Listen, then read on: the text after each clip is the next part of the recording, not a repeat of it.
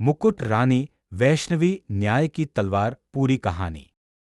बहुत समय पहले नर्मदा नदी के शांत किनारों पर बसा था एक समृद्ध राज्य प्रभापुर।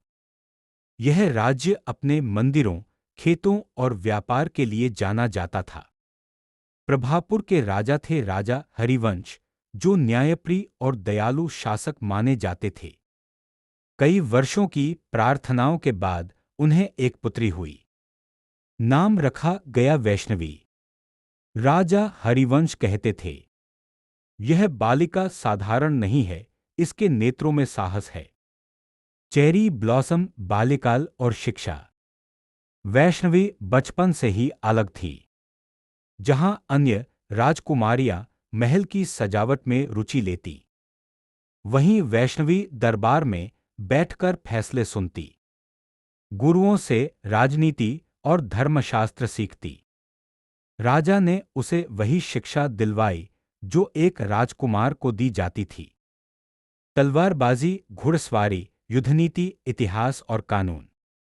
गुरुजी अक्सर कहते, राजकुमारी, आपकी तलवार तेज है, पर आपका विवेक उससे भी तेज है।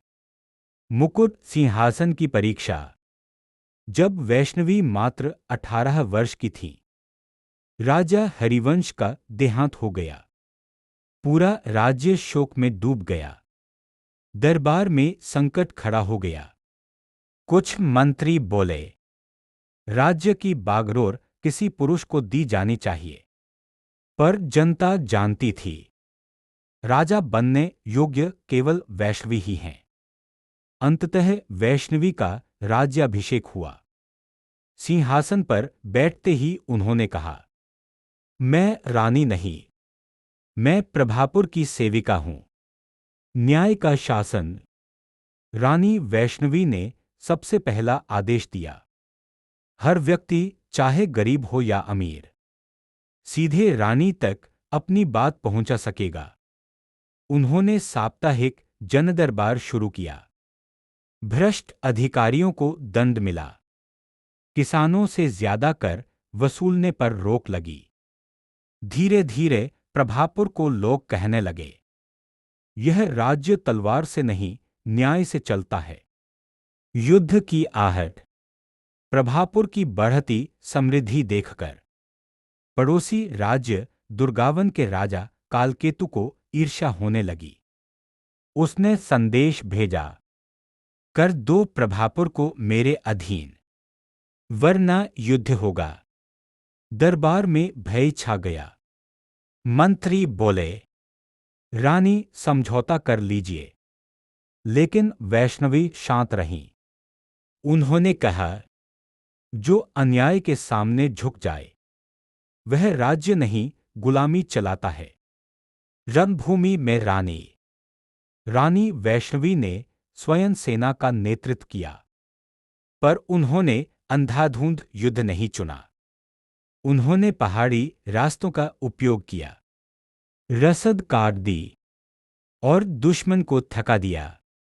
जब अंतिम युद्ध हुआ, रानी स्वयं आगे थी, हाथ में तलवार, आंखों में दृढ़ता। कुछ ही समय में दुर्गावन की सेना हार गई। जड़ ही बूटी पत्ती करुणा की विजय। राजा कालकेतु बंदी बना लिया गया।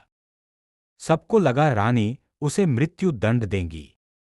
पर वैष्णवी ने कहा, मैं न्याय की रानी हूं, प्रतिशोध की नहीं। उन्होंने कालकेतु को चेतावनी देकर छोड़ दिया। दोनों राज्यों में शांति संधि हुई। उस दिन इतिहास ने देखा, तलवार से नहीं, करुणा से जीत। गुड़हल हिबिस्कस स्वर्ण युग। इसके बाद प्रभापुर में स्वर्ण युग आया। विद्यालय खुले, महिलाओं को अधिकार मिले, किसानों को सम्मान। रानी वैष्णवी स्वयं गांव-गांव जाती, लोगों की समस्याएं सुनती। जनता उन्हें मां की तरह पूजती थी। अंत और विरासत।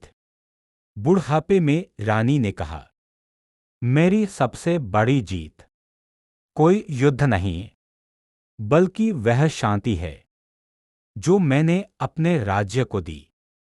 उनके बाद भी प्रभापुर वर्षों तक न्याय और शांति का प्रतीक बना रहा। आज भी नर्मदा किनारे लोग कहते हैं, जहां न्याय होता है वहां रानी वैष्णवी की आत्मा बसती है। चमकदार तारा संदेश। सच्ची वीरता क्रोध में नहीं, न्याय और विवेक में होती है।